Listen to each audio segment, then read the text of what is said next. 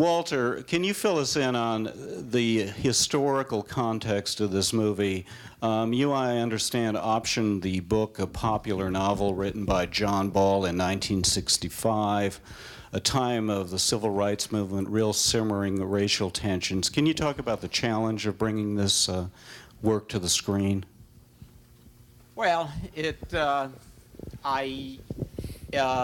was rather an obscure book rather than an important best-selling book, and I am eternally grateful that the book was brought to me by a very, very bright and creative agent named Marty Baum, who is here with us tonight. And thank you again, Marty. Marty?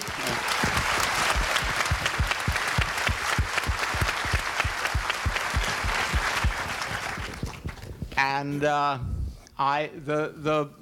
book presented a great many problems for its use as a basis for a screenplay, but it did have one thing that I thought was just marvelous, and that was the relationship between the two men, Virgil Tibbs and Gillespie. And given that nucleus, the writers, well, there were two, although only one is credited on the film. The original writer on the film, and I trouble to say this because I feel that all the people who did contribute to this picture should have their names mentioned tonight, was Robert Allen Arthur, who did a very creative treatment of the book. Sidney was involved in the material from the very beginning. I had brought it to him before he even agreed to do the picture. He was interested in it. He contributed mightily to the development of the story as we progressed with it. Robert Arthur, for reasons of his own, couldn't continue with the script, and so I next selected Sterling Silliphant to work on the screenplay, and he did so, again with Sidney's collaboration, and we achieved the screenplay, which I then brought to my friend and partner Norman Jewison, and told him how highly I esteemed this material and hoped that he would consent to direct it. Norman read the material, and thank heaven for all of us, he reacted positively to it and most enthusiastically said he wanted to do the film.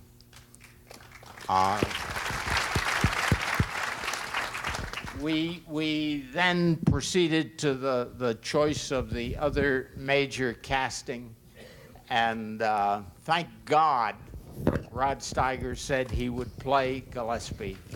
And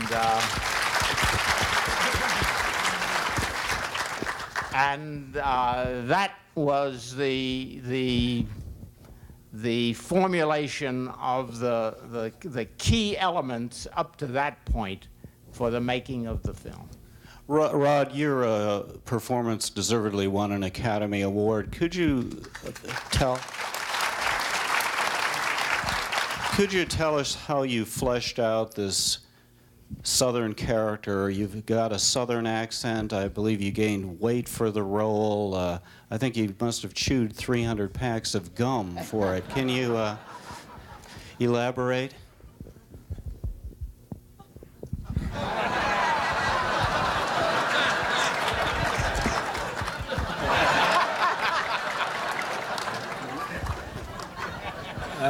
First of all, I have to tell you there is a story I must tell the truth about. I read the character and I said, this guy's chewing gum? What a cliche. So I said to Norman, I don't want to chew gum. And he said, well, try it for a day or two anyway.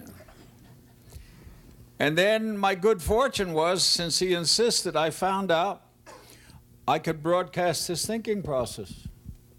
When things got tough, everything stopped. When he was annoyed, everything went very fast, you know. And when he's really disgusted, he threw it away. So I want to thank you for that, because in the beginning, I wanted to get rid of that.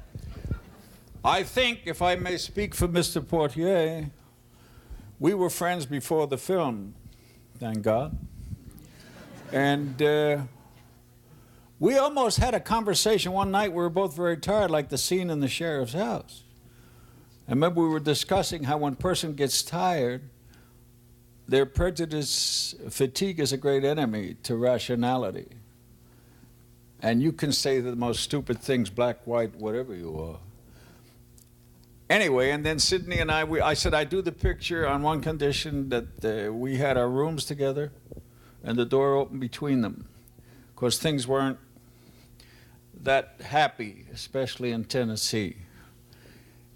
And then Norman, I always think that one of the signs of a good director is not only that he casts a person, but he trusts a person.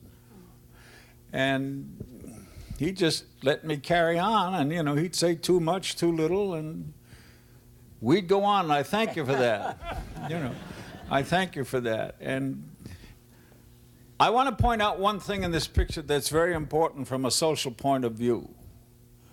The white man comes to the black man in the greenhouse, and he slaps the black man, and the black man slaps him right back. And it is such a declaration of equality. In 1967, Sidney and I used to go just to see that scene. And we could tell the following. The white man slapped him, the group said, yeah! And then Sidney slapped him back, and you could hear the black people say, go get him, Sidney, baby! And of course, the white folks at the time were saying, oh! They couldn't believe it. But that, to me, was a very important moment in the cinema, in the history of the cinema in relationship to social problems. Thank you.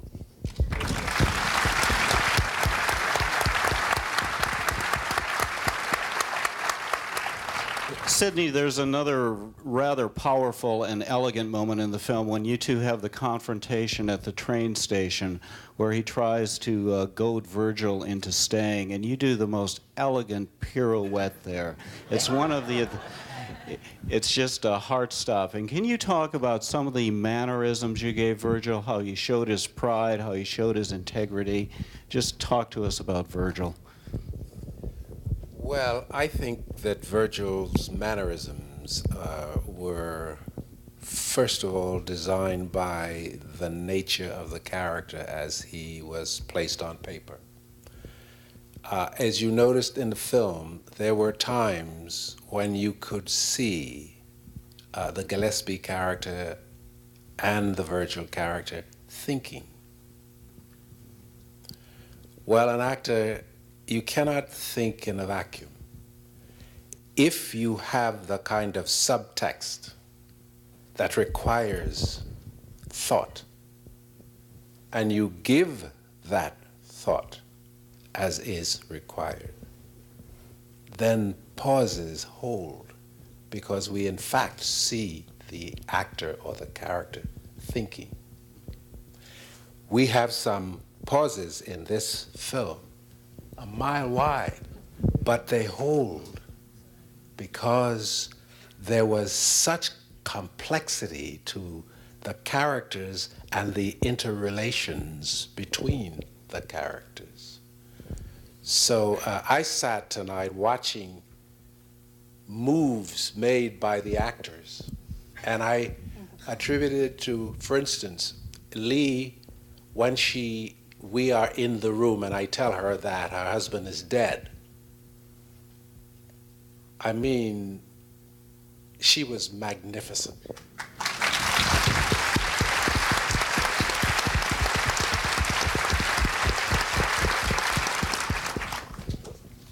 And the things that transpired between us,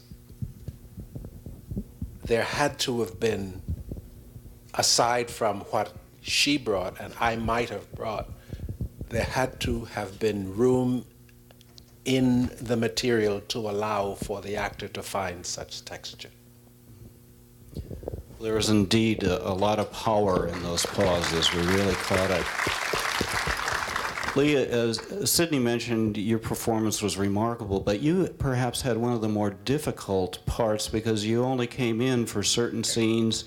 You were only on the set, I believe, down in Illinois for a short time. Could you tell us how you prepared for not only your role, but just coming in and coming out?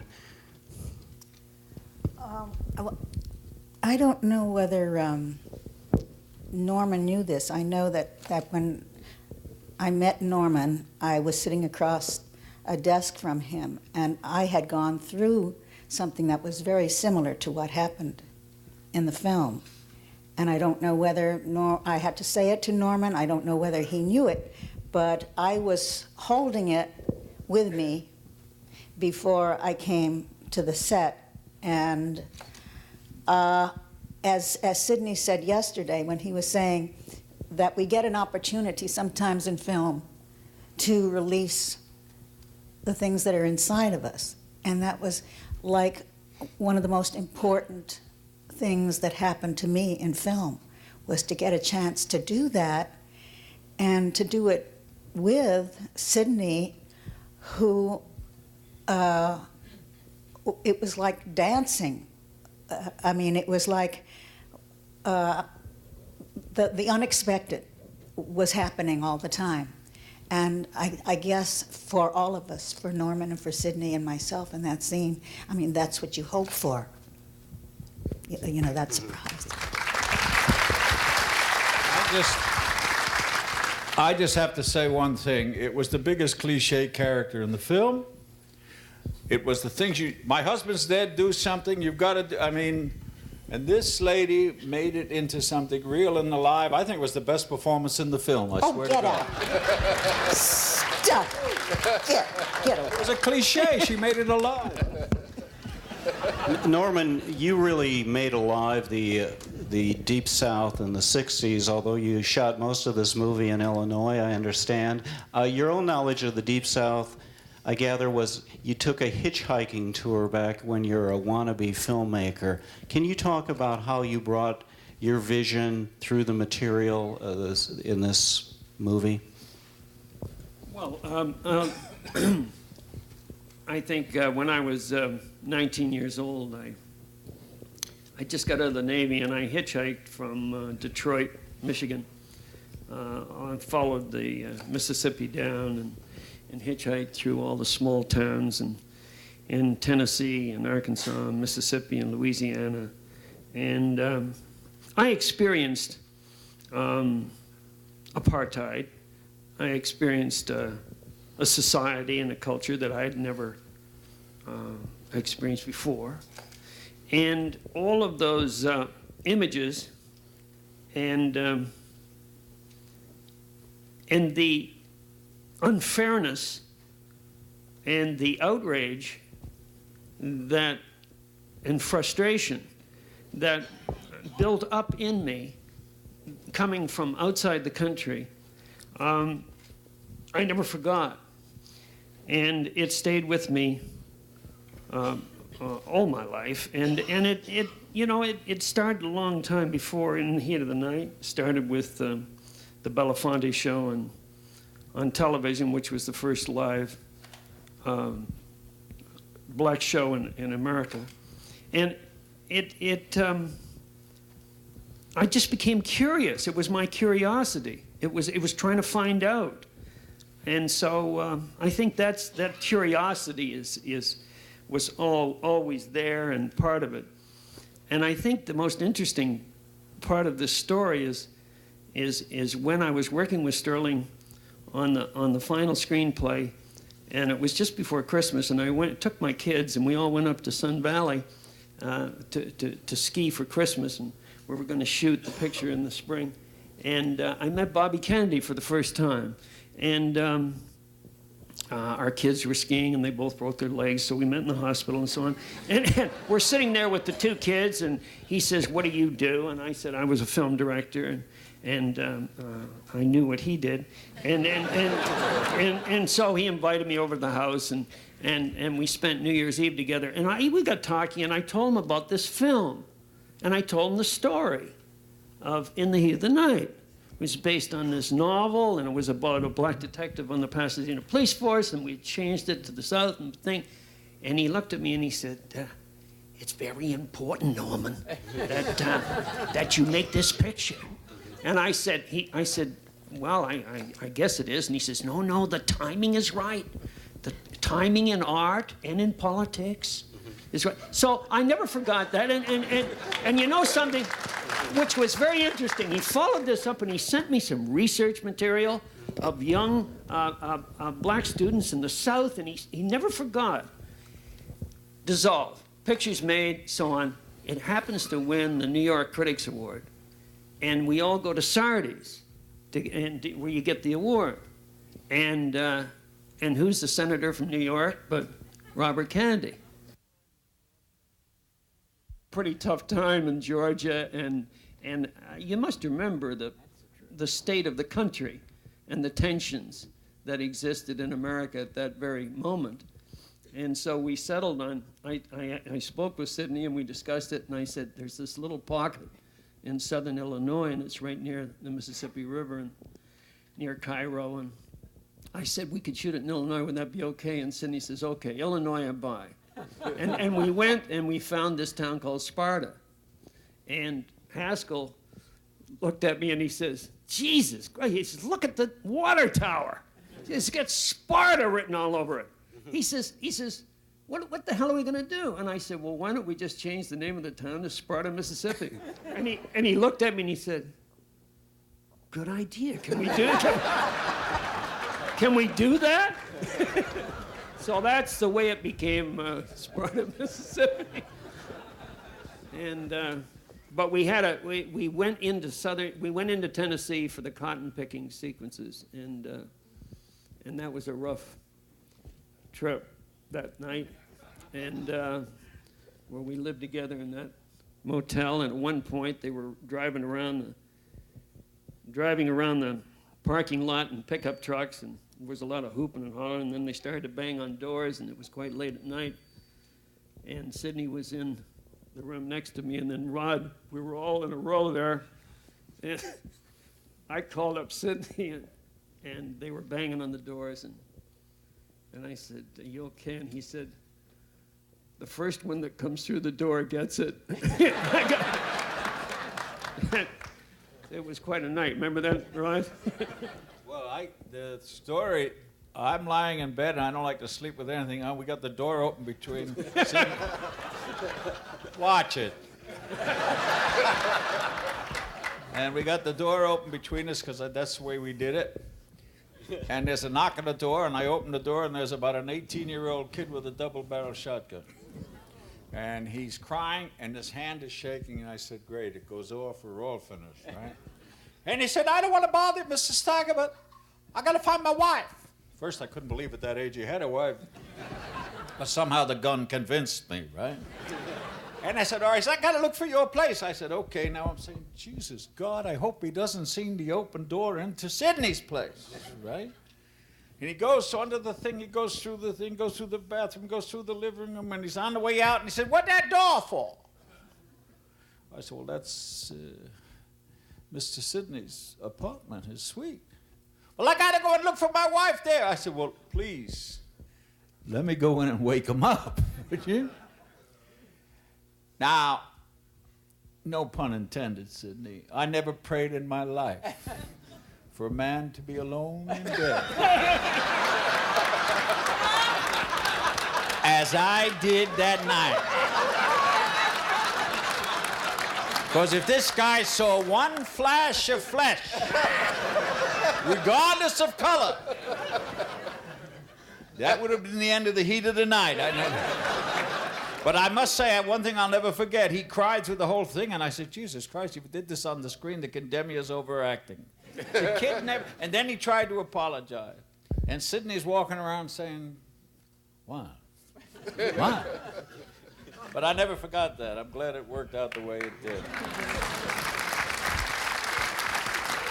It's tough making pictures.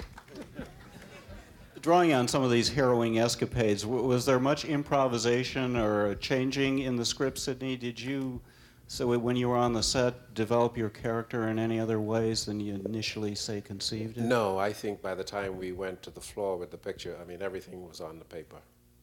And I don't like to bring additional words. I find that disrespectful unless it's done by the director. The words on the page that I'm supposed to say, it is my responsibility to find proper motivations for them. And I think that in the average script, the actor can find, more often than not, proper motivation. Sometimes he might need a bridge, which might be a word, or changing one word. The director usually would give permission for that, but that's the extent of it. Because you see, there is a rhythm to what happened in the writer's mind, and it transplants itself on the page. And I think the actor's responsibility, he can find his own rhythm, but the intent of the scene has to be respected. So I prefer that.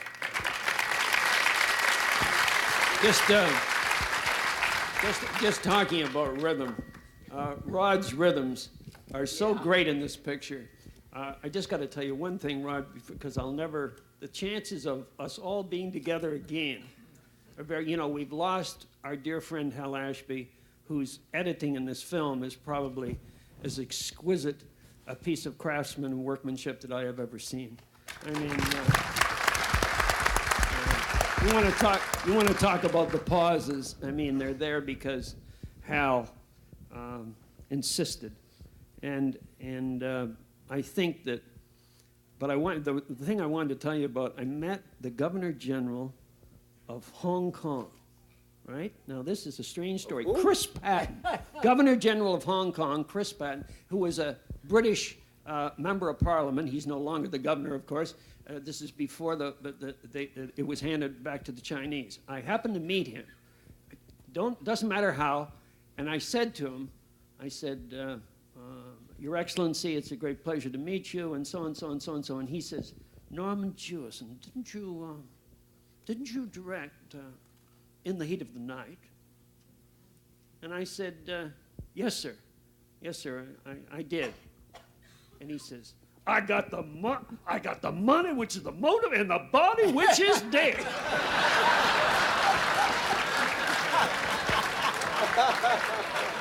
Can you believe that? Of course. I must say, I fooled around a little bit, but I never changed the thought or the cue, And a lot of times I found that by repeating a word, it was funny or something. I don't know. But the rhythms were incredible. Huh? Your rhythms were incredible in this picture. There were other incredible rhythms, especially Quincy Jones' syncopated score.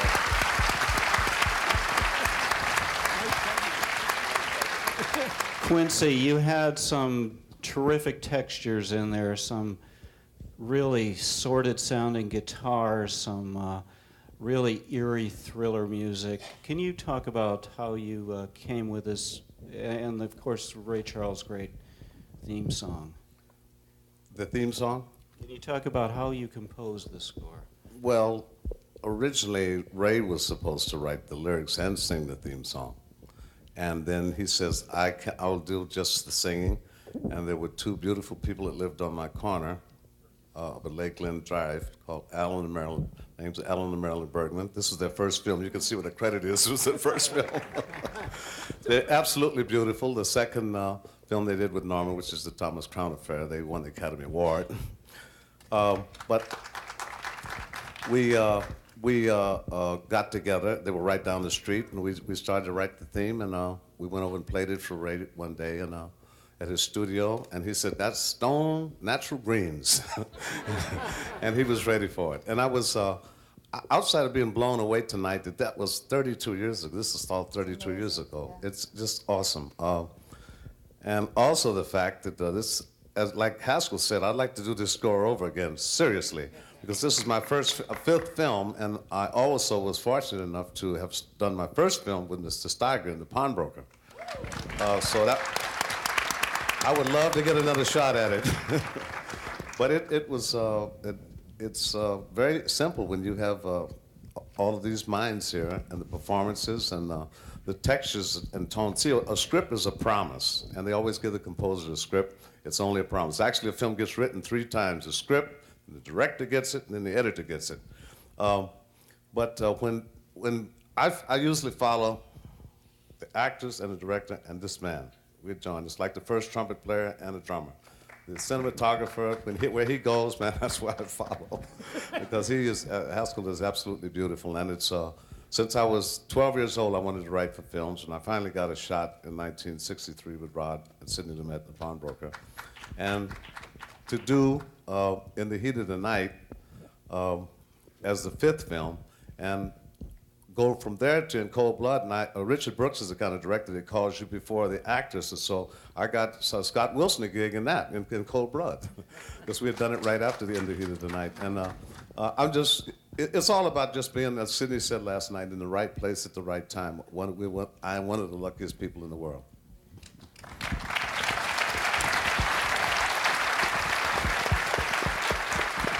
Quincy, I think what's important about this film is for us to understand the context, because everyone here wanted to make this film because they were in this world. They didn't want to make the film because they wanted to have big numbers and variety. They wanted to make a film that people were going to see, but Norman was marching in Selma. Sidney had the full burden of the whole black race on his head every time he goes on the screen. Quincy, all the people, everyone here was involved in the civil rights struggle, and that was their life. That was part of it. It wasn't just movies. It wasn't just movies. Movies was a way that they expressed themselves, and movies and things have changed, and that's why when I felt that I wanted to make it over again, I'd like to be able to make films with people like this, if not these people, because we have a responsibility, because we actually write history. People don't read history books anymore, so that in a way, In Heat of the Night, it's really not history, but it's a step toward an honest history. And so I hope this is not the last time we're together doing something, but if it is, it's because we all want to make films that express the human condition, that's dramatic, that really reflects what's out there.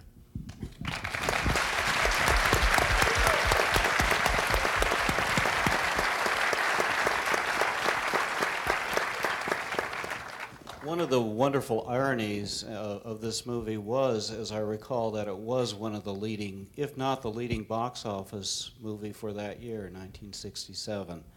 And I think, Norman, you really distilled well in a mainstream entertainment with the humor you used. I forgot how the human parts of this movie that really made it more powerful. Can you talk about how you integrated levity into a very serious subject? Well, I think it was the fact that Sidney's such a giving actor that he's constantly setting people up, and really it became a point where he would kind of set Rod up, and then Rod, because of his tremendous timing and sensitivity, I mean, we just reached for those things. And also, Haskell and myself and a few others would always laugh when something really funny happened.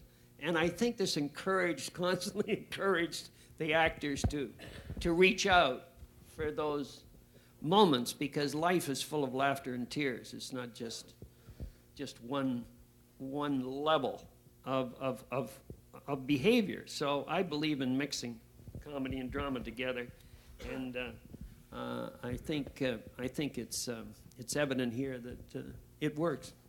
Just say one thing before all these memories keep screaming at my memory.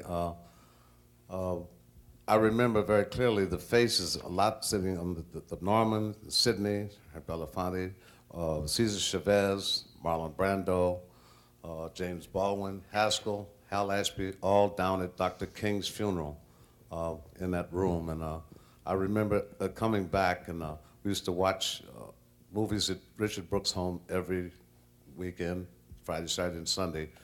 And Gene Kelly was there, Richard's wife, Gene Simmons, John Foreman, and I think Katharine Hepburn. And this was awesome for me because, as I said, this is the 5th movie. I was very young then.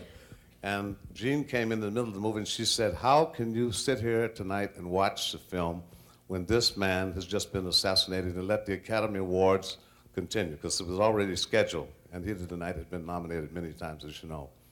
And everybody took a gulp, and they agreed.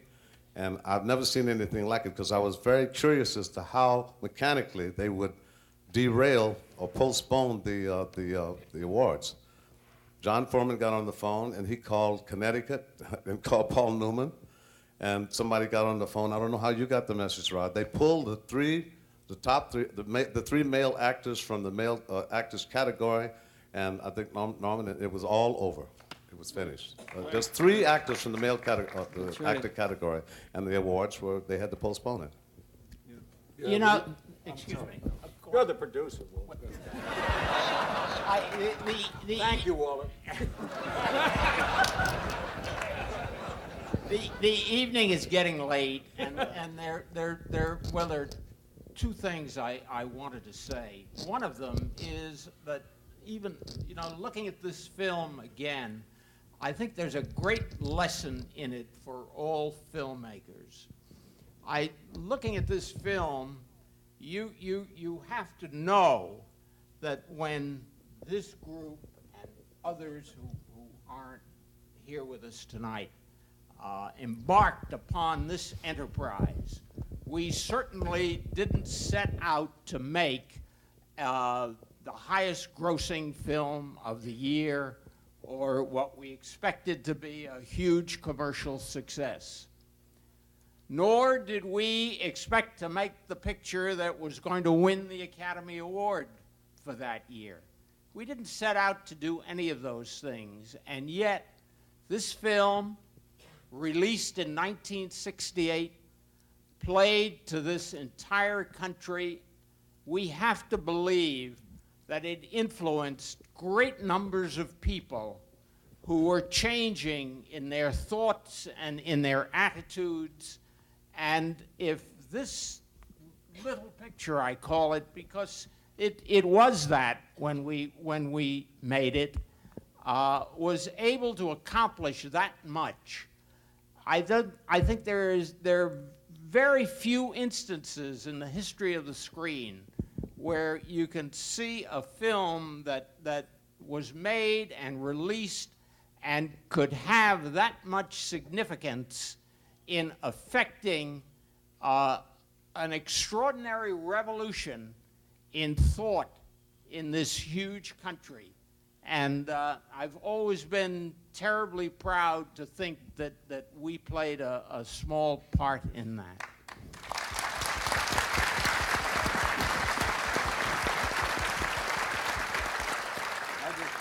I want to say one thing about corroborating what you said. This picture entertains you, and the thoughts you get are social responses. If we would have lectured, you would have said I'd go to a museum if I wanted to see a social thing. And what I love about this film, it did what it was supposed to do, which was entertain, and indirectly without any lecturing, it also kind of educated. And you should be very proud, and all of us here, because that's hard to do. Usually when I do a social document, the people say, Christ, I didn't come here to go to school. And I think it's wonderful.